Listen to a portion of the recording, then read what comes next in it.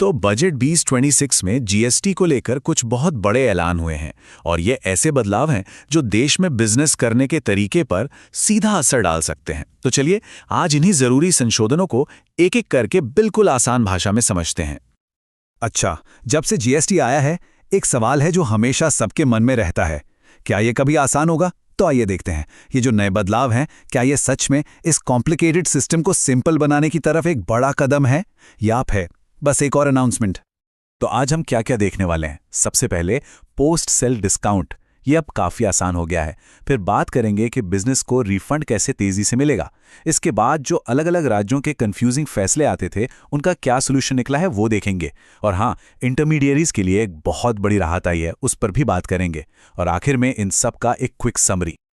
चलिए तो शुरुआत करते हैं उस एक बड़े सिर दर्द से जिससे कई बिजनेस परेशान थे, और वो है पोस्ट सेल डिस्काउंट, मतलब सेल के बाद दिए जाने वाले डिस्काउंट्स। ये एक ऐसा मुद्दा था ना जिस पर टैक्स डिपार्टमेंट और कारोबारियों में हमेशा ठनी रहती थी, लेकिन लगता है अब इस कहानी पर फुल स्टॉप लगने वाला है। तो असली पेंच यही था। देखिए, पहले होता क्या था, अगर सेल के बाद कोई डिस्काउंट देना है तो ये बात सेल से पहले ही एक रिटन एग्रीमेंट में लिखी होनी चाहिए थी। अगर नहीं लिखी है तो जीएसटी का फायदा भूल जाइए। बस इसी एक शर्त की वजह से इतने विवाद हुए, इतने केस कोर्ट कचहरी पहुंचे। तो अब नए नियम ने क्या किया, इस जड़ को ही काट दिया। अब पहले से किसी एग्रीमेंट की कोई जरूरत नहीं। चलिए इसको ना एक सिंपल से एग्जाम्पल से समझते हैं। मान लीजिए कंपनी है एबीसी लिमिटेड, उसने 1 लाख रुपए का सामान बेचा जिसपे 18,000 रुपए जीएसटी लगा। ठीक है, अब 3 महीने बाद एबीसी ने अपने खरीदार को 10,000 रुपए का डिस्काउंट दे दिया।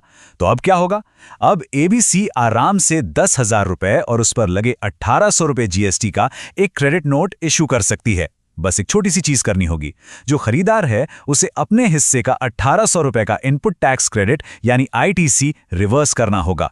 जैसे ही वो ये करेगा, एबीसी की जीएसटी लायबिलिटी कम हो जाएगी। सिंपल, और ये अब पूरी तरह से लीगल है। तो मतलब अब सारा झंझट ही खत्म। बस एक ही शर्त बची है कि जिसे डिस्काउंट मिला है उसे अपना इनपुट टैक्स क्रेडिट रिवर्स करना होगा। और ये काम तो ऑनलाइन पोर्टल पर बहुत आसानी से हो जाता है। मतलब पूरा का पूरा प्रोसेस अब पहले से कहीं ज्यादा सिंपल और क्लियर हो गया है।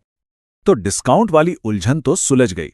अब बात करते हैं सबसे जरूरी चीज की, पैसा यानी कि रिफंड। क्योंकि बिजनेस में कैश फ्लो ही तो सब कुछ है। और अच्छी बात यह है कि यहां भी 2 बड़े बदलाव हुए हैं जिनसे कारोबारियों के हाथ में पैसा अब जल्दी आएगा। पहले बदलाव को समझने से पहले एक टर्म समझना जरूरी है, इन्वर्टेड ड्यूटी स्ट्रक्चर। सुनने में थोड़ा भारी भरकम लगता है पर है बहुत सिंपल। मान लीजिए कोई चीज बनाने के लिए कच्चा माल 18% जीएसटी पर खरीदा, लेकिन जब वो फाइनल प्रोडक्ट बनाकर बेचा तो उस पर जीएसटी लगा सिर्फ 5%। तो क्या हुआ, खरीदा ज्यादा टैक्स पर, बेचा कम टैक्स पर। इससे होता यह है कि हमेशा एक्स्ट्रा टैक्स क्रेडिट जमा होता रहता है। बस इसी सिचुएशन को इन्वर्टेड ड्यूटी स्ट्रक्चर कहते हैं। और यहीं पर आता है सबसे बड़ा अपडेट। अब तक क्या होता था कि 90% तक का प्रोविजनल रिफंड, मतलब एक तरह का टेम्पररी रिफंड, सिर्फ एक्सपोर्ट करने वालों को मिलता था। लेकिन अब जो बिजनेस इन्वर्टेड ड्यूटी स्ट्रक्चर की वजह से परेशान थे, उन्हें भी ये सुविधा मिलेगी। इसका सीधा सा मतलब है उनका पैसा अब महीनों तक अटकेगा नहीं। बिजनेस चलाने के लिए वर्किंग कैपिटल जल्दी हाथ में आएगा। रिफंड से जुड़ी दूसरी खुशखबरी खासतौर से छोटे एक्सपोर्टर्स के लिए है। सरकार ने कह दिया है अब कोई मिनिमम लिमिट नहीं। जी हां, अब रिफंड अमाउंट चाहे कितना भी छोटा क्यों ना हो, उसे क्लेम किया जा सकता है।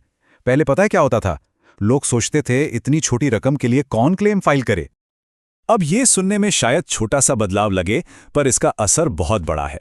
पहले छोटे एक्सपोर्टर्स यही सोचते थे कि भाई इतनी कम रकम के लिए इतनी पेपरवर्क कौन करे, और नतीजा उनका पैसा फंसा रह जाता था। पर अब ऐसा नहीं होगा। हर क्लेम को एक ही तरीके से प्रोसेस किया जाएगा, रिफंड भी जल्दी मिलेगा और सरकारी सिस्टम पर भी बोझ कम होगा। जीएसटी की एक और बहुत बड़ी मुश्किल थी, कंफ्यूजन। खासकर तब जब एक ही सवाल पर 2 अलग-अलग राज्यों की अथॉरिटीज बिल्कुल अलग-अलग जवाब दे देती थीं। इससे जो अनसर्टेनिटी पैदा होती थी, अब उसे भी सुलझाने के लिए एक कदम उठाया गया है।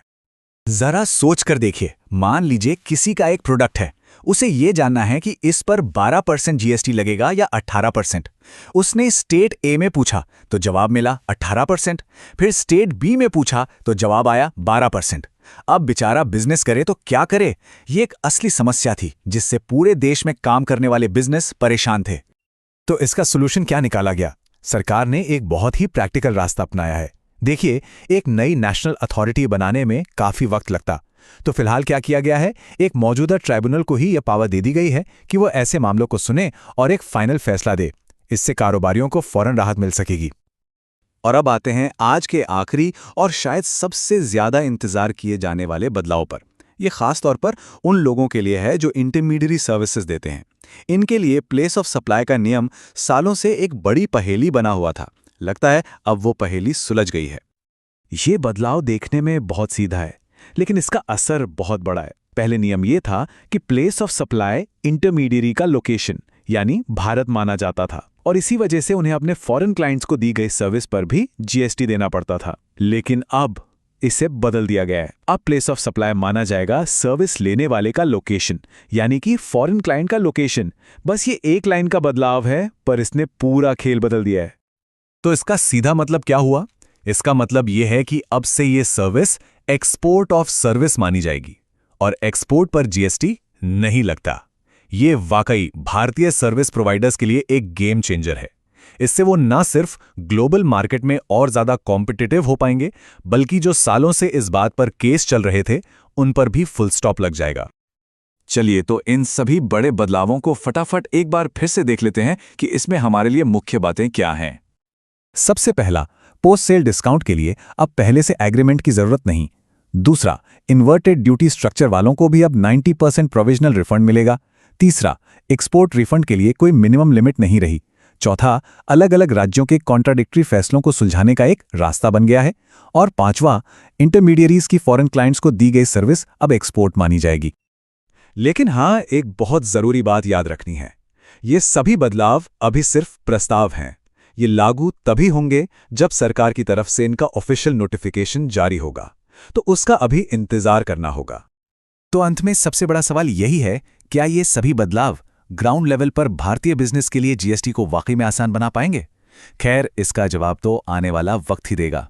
लेकिन एक बात तो पक्की है, ये सब सही दिशा में उठाए गए कदम जरूर लगते हैं। रिस्क सिर्फ मार्केट में होता है, प्लानिंग में नहीं। DGN कैपिटल मैनेजमेंट के साथ स्टॉक मार्केट, म्यूचुअल फंड और insurance. AMFI IRDAI certified. Your success our priority.